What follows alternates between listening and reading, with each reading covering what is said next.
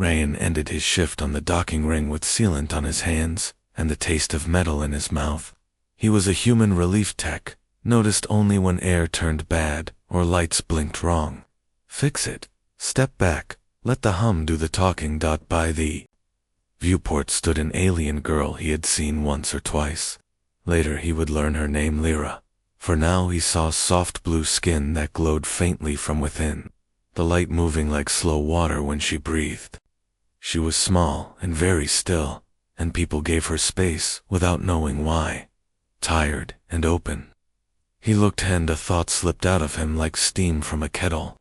I wish she were mine. Lyra paused. The glow under her skin steadied.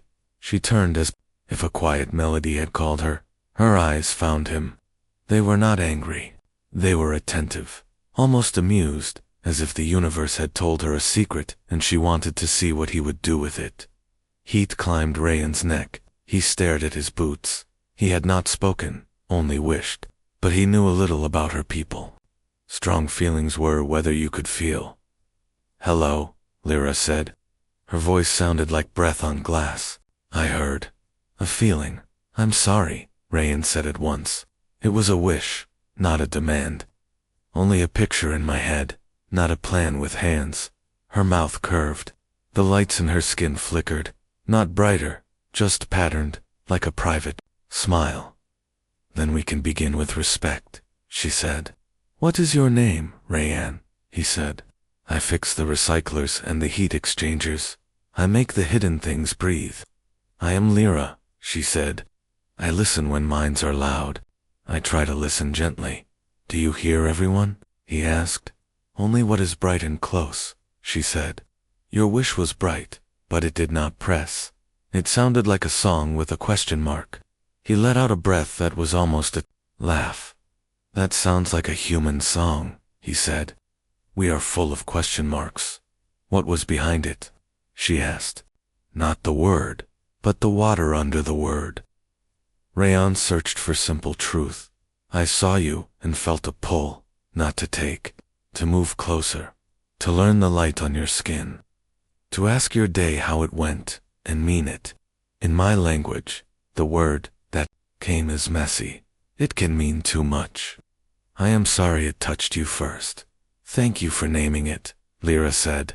"Names make feelings sit down." They traded small things. He told her the station had a leak last week, and he found it by following the smell of cold metal and rain. She said her ship grew songs the way gardens grew herbs, each song guiding a task. As she spoke, a soft wave moved through her lights, and he felt the same wave inside his chest. Before they parted, he straightened. "May I meet you here tomorrow?" he asked. "Not to push, only to bring you dried mango and a better apology." Lyra tilted her head, listening to something he could not hear. "Yes," she said at last. "Meet me here. Bring the mango. Keep the apology small and the respect large." Rayan nodded, and the nod became a smile he didn't try to hide. The station lights blinked once, steady as a heartbeat. On his way back to the crawl spaces, he wrote a promise on the inside of his mind. "I will wish less like a shout, and love more like a listening." It was not poetry.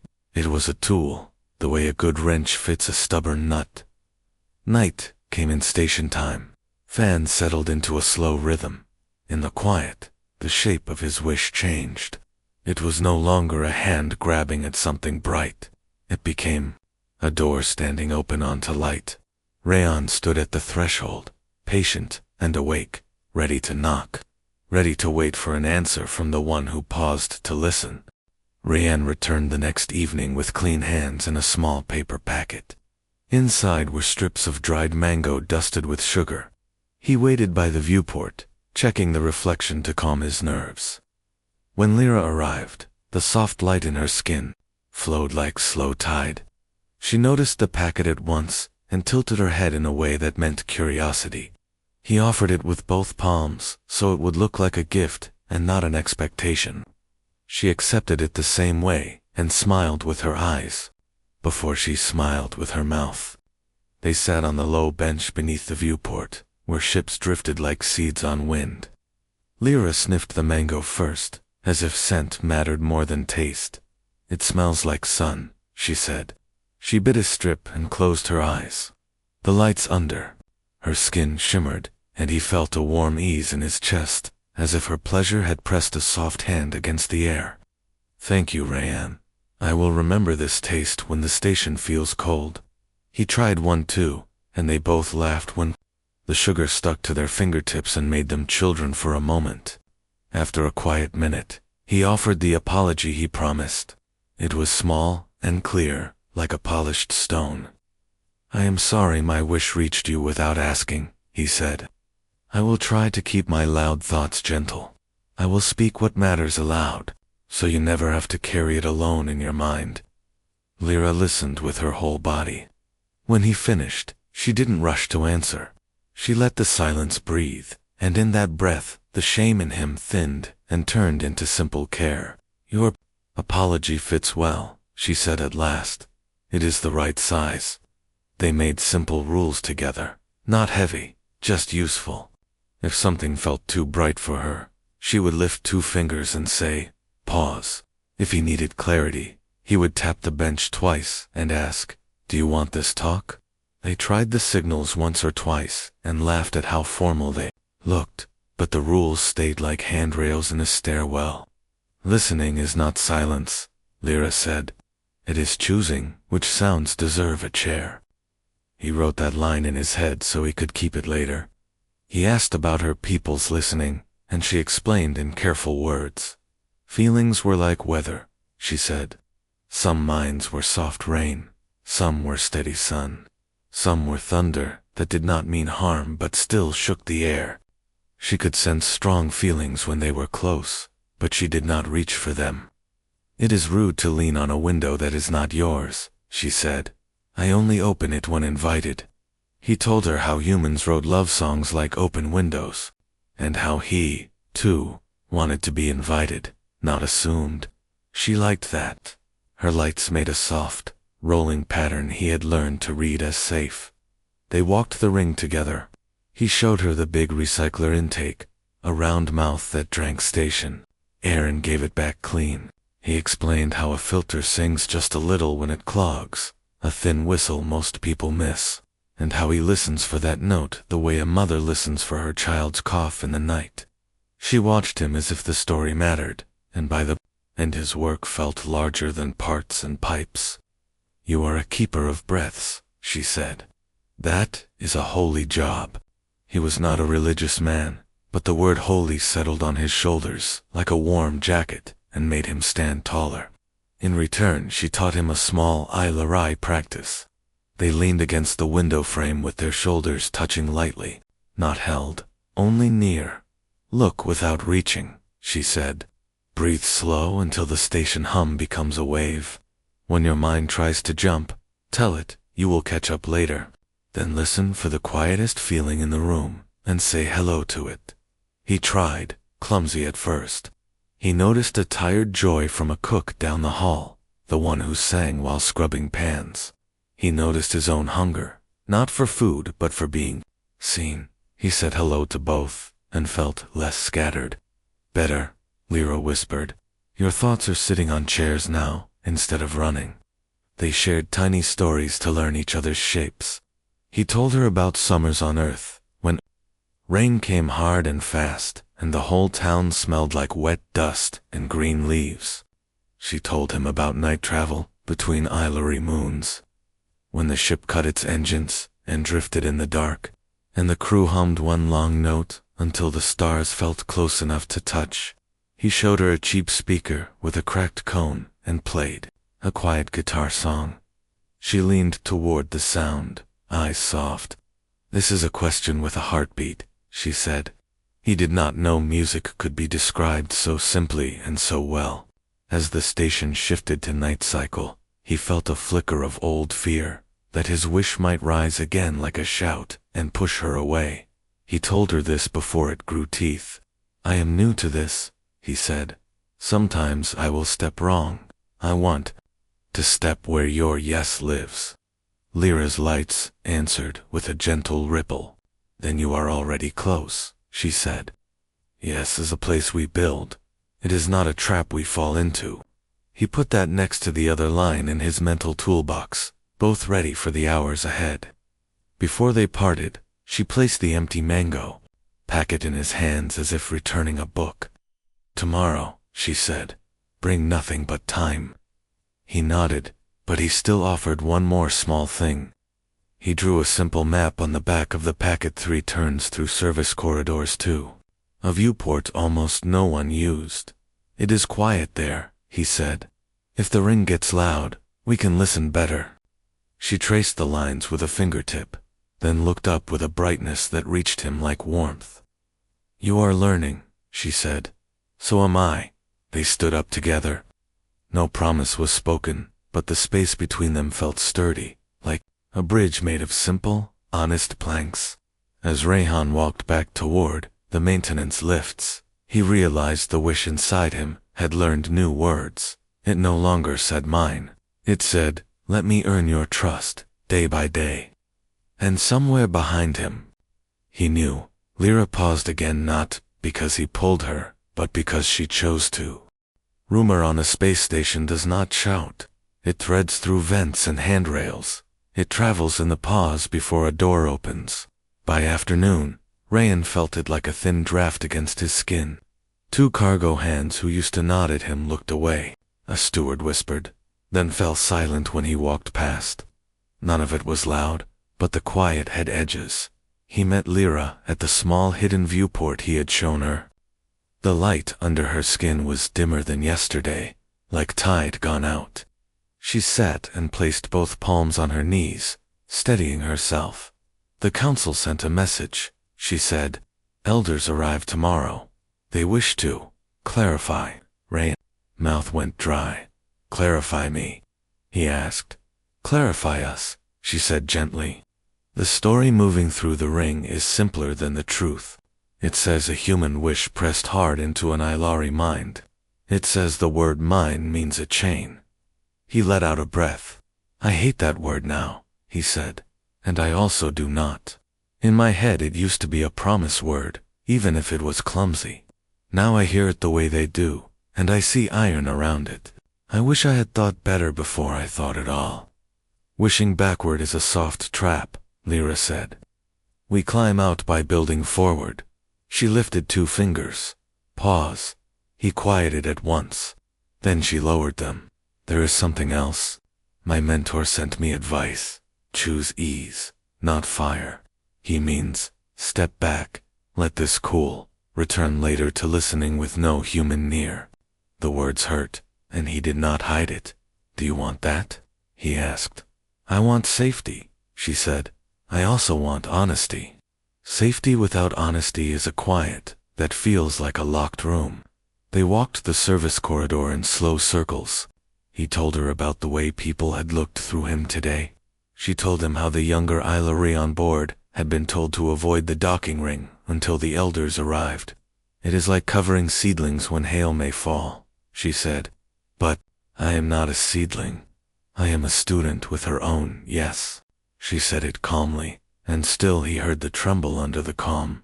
Station admin pinged Rayan then, asking him to come. He told Lyra and waited for her sign. She tapped the bench twice. Do you want this talk? He nodded. I will meet you here. After he said, if you want that, I want that, she said. Her lights warmed by a shade. Admin's office faced the ring. The woman was kind-eyed and tired.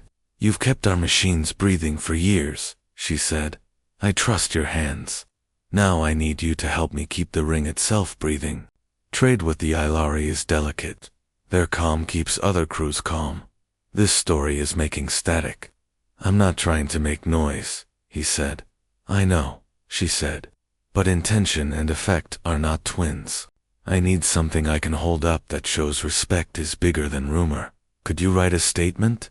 Simple language. Clear consent. Promise of silence if it helps. Rayan thought of the map he had drawn on a mango packet.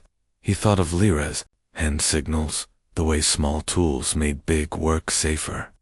I can write a letter, he said. Not a press piece. A human letter to one Ilari. You can read it. If it is right, she can keep it. If it is wrong, I rewrite until it holds. Admin nodded. Bring me the first try tonight, she said. We'll sleep better. On his way back he passed the commissary. Two crew laughed at a joke he could hear, even though he did not want to. It was about humans and collecting pretty aliens like trinkets. The laugh had a mean edge. Rayhan felt heat rise fast. Then he felt the memory of Lyra's fingers raised and pause. He set the heat down like a heavy tool.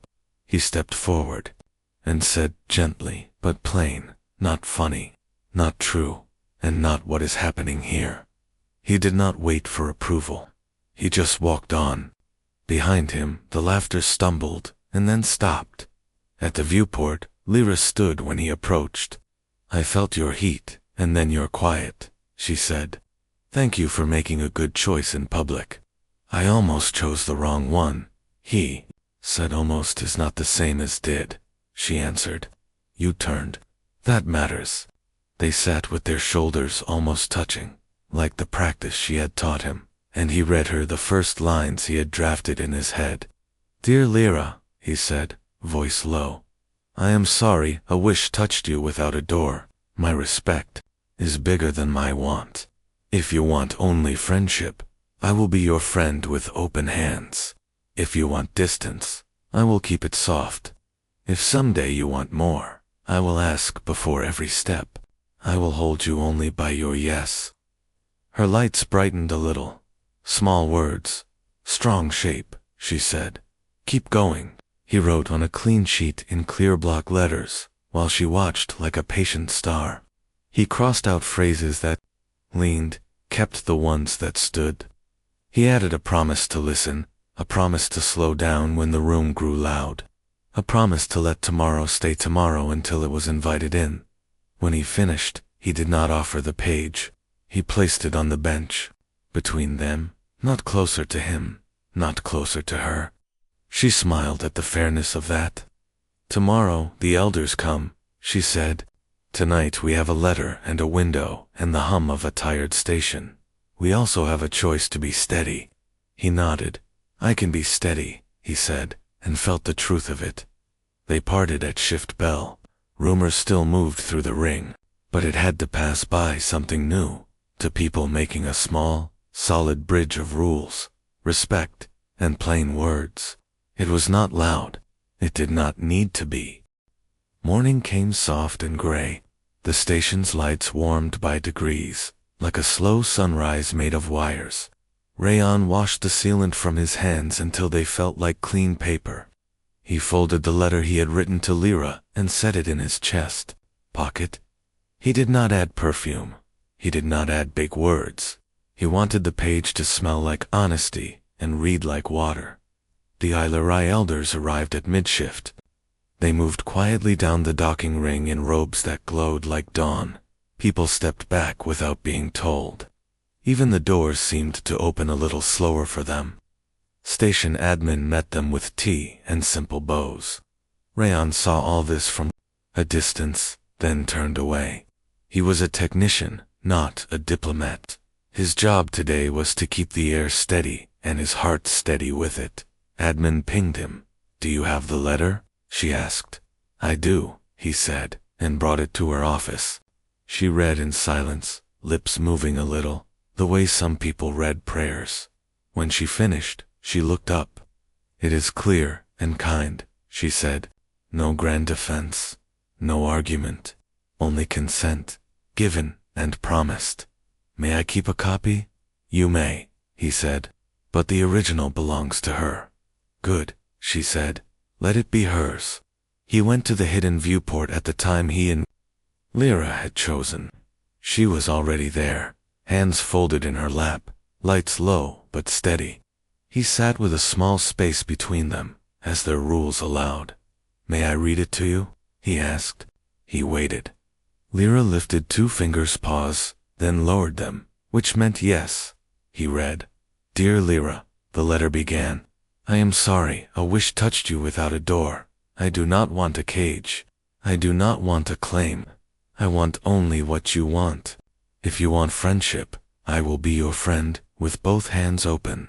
If you want distance, I will step back without anger and keep your trust safe. If someday you want more, I will ask before every step. I will listen when you say pause. I will slow when the room is loud. I will hold you only by your yes. If your yes changes, I will change with it. I give you the right to leave any moment and keep your dignity whole. I ask for nothing you do not freely give. He stopped there. Silence sat with them like a respectful friend. Lyra took a breath. The glow under her skin brightened and softened at the same time, like a calm sea on a sunny day. Your letter is a door, she said at last. It is also a window. I can see through it and breathe through it. She touched the paper with 2 fingers and closed her eyes for a beat. Thank you. He turned the page and showed the last lines. I signed it with this, he said, and she read, chosen only, if chosen, Rayan. She smiled, small and true. This is a good signature, she said. It fits your hands. She sat a little straighter. An elder spoke with me this morning, she said quietly. He was careful. He said the younger should choose ease, not fire. He said I could move to our ship for a short season, let the noise settle, return when minds are calm. Her voice did not break, but the light dimmed a little, like a cloud passing. He also asked if I feel safe. Do you? Rayan asked. His own breath grew shallow. Then he made it long again, on purpose. I feel safe with you, she said. I feel unsafe with rumor. I feel heavy with duty, and light with hope. These feelings are many. They do not cancel each other. They sit in a circle and take turns speaking. What do you want? He asked. The most human question, the one he had promised to keep asking. I want to choose slowly, she said. I want to protect my people's comfort and protect my own, yes. The elders plan a listening tomorrow. After that, they may ask me to leave for a while. If they do, I want to go without fear. But I also want to return without chains made of promises I did not make. Rayan nodded. He did not offer fix-it words. He was good with broken pipes, but a person is not a pipe. He took out a pen instead and added one more line at the bottom of the letter. I will wait without a chain and without a clock. He let her see the ink while it was still wet. Is this true? He asked. It is true if you keep it, she said. I will keep it, he answered. They practiced their small hand signals once, to laugh and to remember. 2 fingers up, pause, 2 taps on the bench. Do you want this talk? A flat palm between them. I need space. I will return. He added a new one at her suggestion, hand over heart. Then open. I heard you, and I let your words move freely. Later, an elder came to the viewport and asked to speak with Lyra. He was gentle. He stood a short distance away and did not look at Rayan, except to nod hello. Lyra raised her hand slightly, asking Rayan with a glance if he was okay. He gave the open hand sign. I heard you. I will let this move. He stepped back 2 paces and faced the window so the stars could be his patience. The talk was low and long. When it ended, the elder left with a small bow. Lyra came back to the bench and sat. She looked tired but not crushed. Tomorrow, she said, the council wishes to hear what happened, in public, with calm voices. Do you want me there? Rayan asked. I do, she said simply. Sit at the back, hold steady. Be the friend you promised to be. I will, he said. They parted at evening bell. He walked the ring and caught a few eyes that would not hold his, and he did not chase them. He kept the letter close and the promise closer. In his chest, the old word mind tried to rise again. He watched it come, then watched it change shape, the way a spark becomes a lamp when someone puts a shade around it.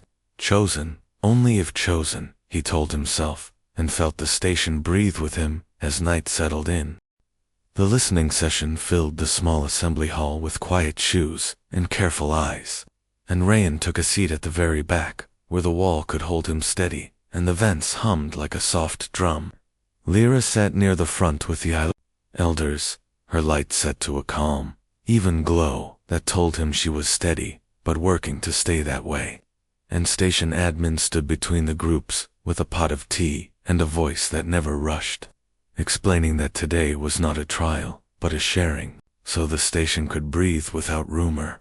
When the room settled, an elder asked in gentle standard, "Student Lyra, tell us what you heard," and she spoke in simple words, saying a human wish touched her like warm air near a window, loud only because the heart behind it was full, never pushing, never grabbing. And when the elder asked if the word mine felt like a chain, she said, in human songs, that word can mean promise more than possession. It can mean the one I choose and ask, the one I will protect, the one I never hold without a yes. And at that many Ilari looked at one another with small nods, as if a soft puzzle piece had found a home. Then admin invited Rayan to place his letter on the front table, and he did not stride, but walked like he was carrying a bowl of water, setting the page down equal distance from council and crew. And when the elder asked permission to read, he nodded once and returned to his seat.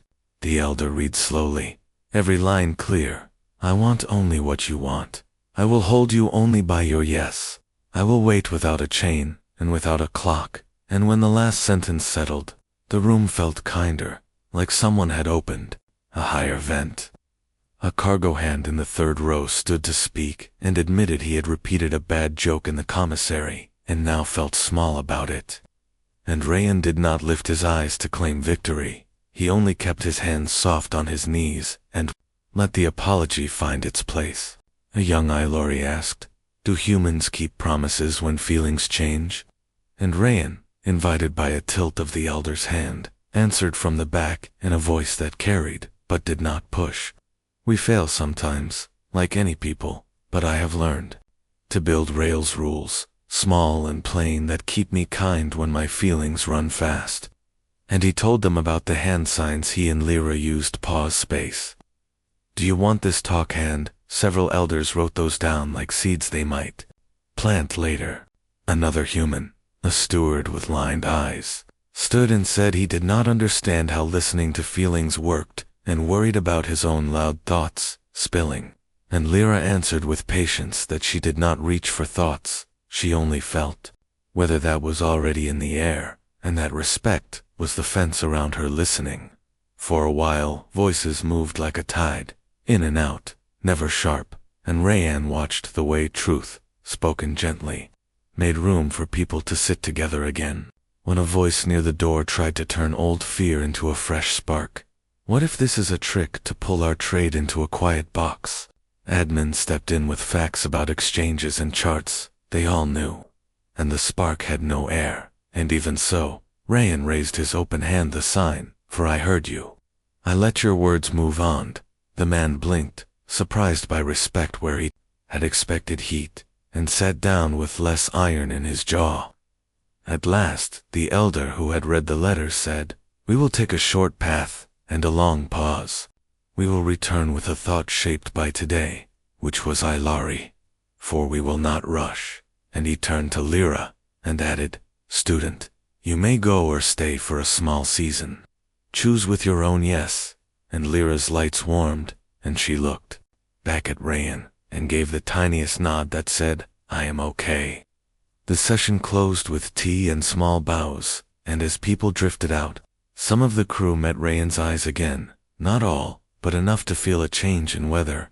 Outside in the ring, he and Lyra stood at their window, shoulders almost touching, and he whispered, "Thank you for speaking," and she said, "Thank you for being steady." And then the station lights flickered once in a way that was not ceremony but system, and a soft chime rolled along the ceiling, the kind that was meant to soothe even as it warned. And a line of text slid across the nearest display.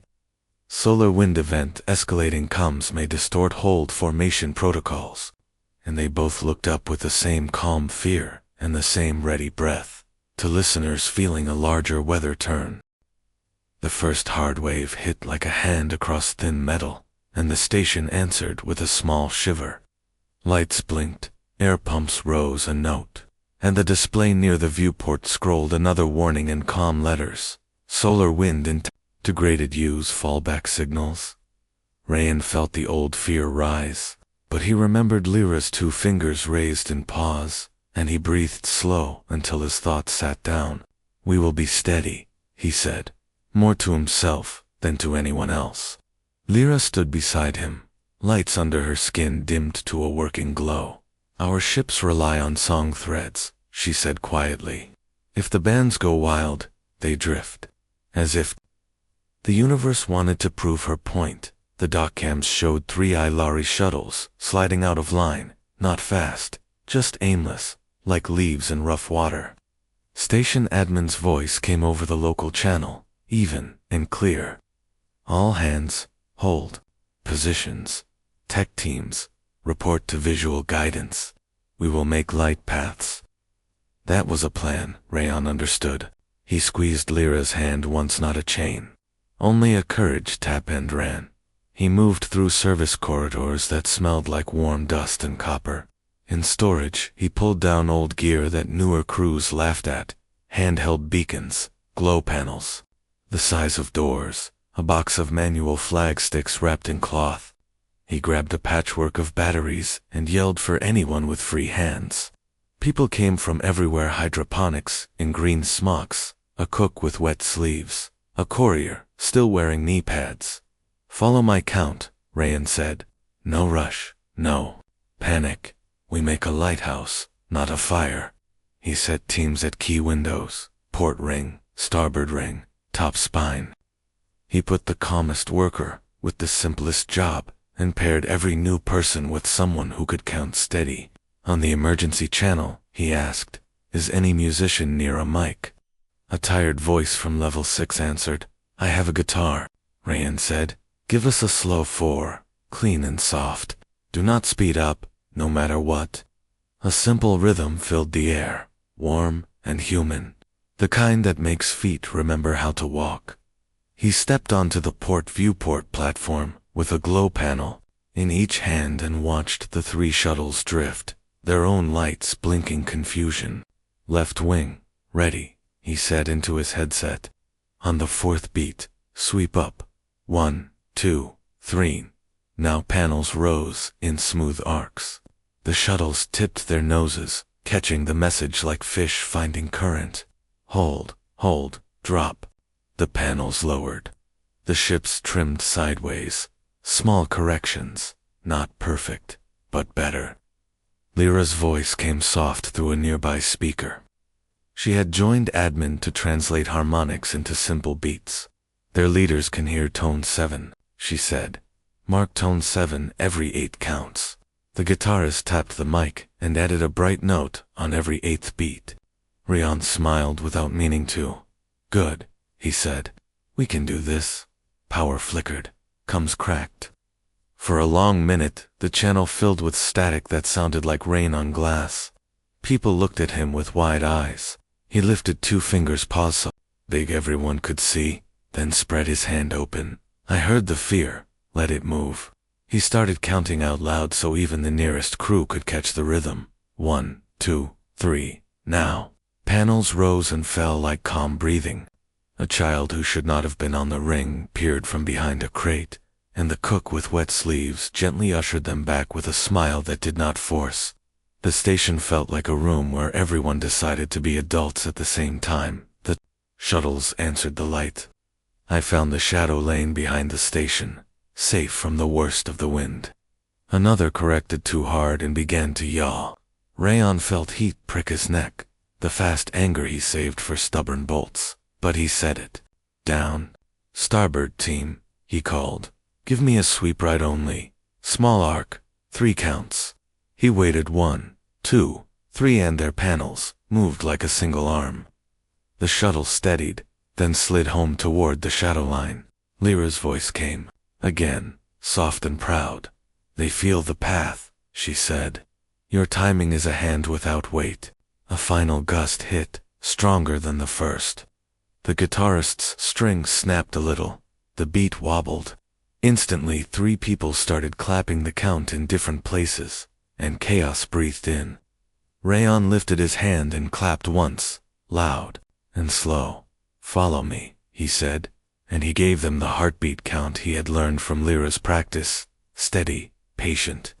The room chose his rhythm like thirsty people choose water. The beat settled.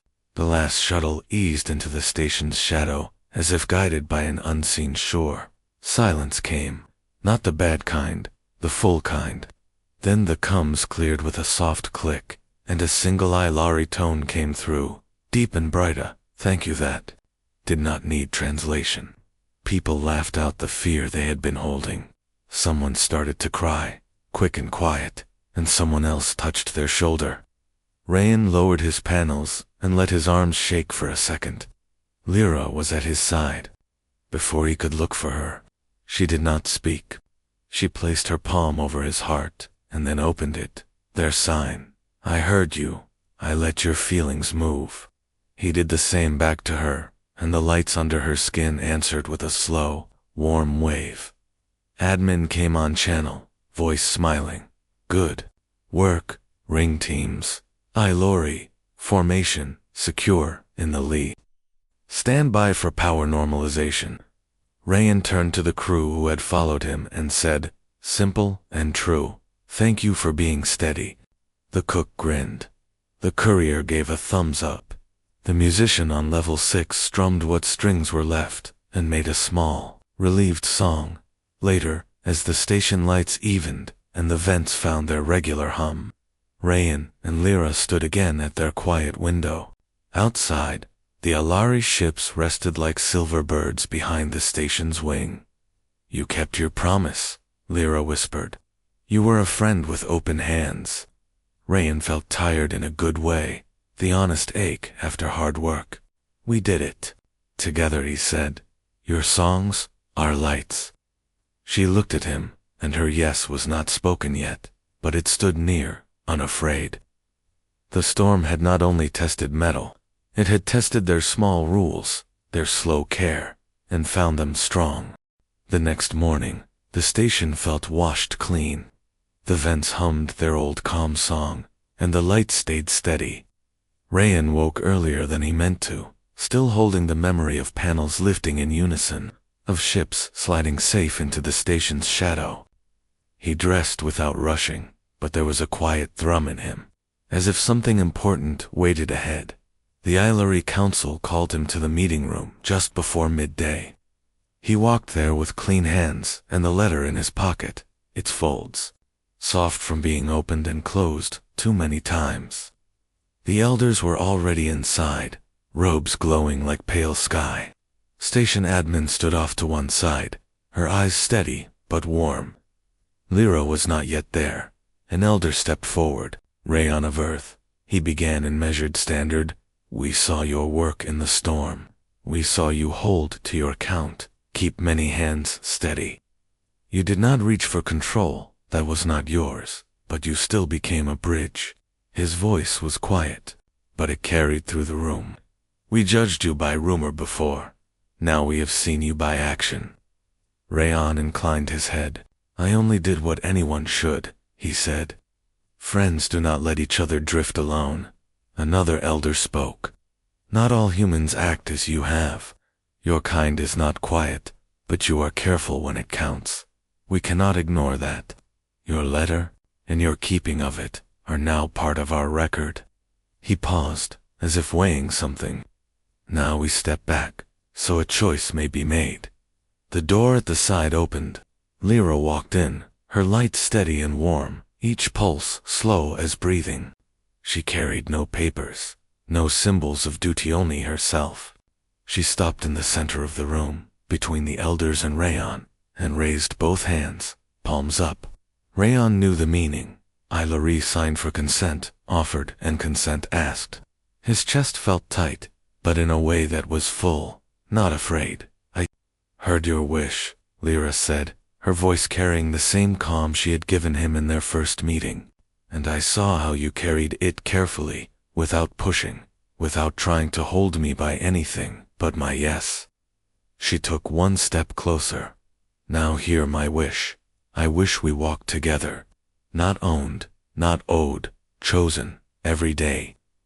Rayan stepped forward until the space between them was small, but still there, like a breath waiting to be shared.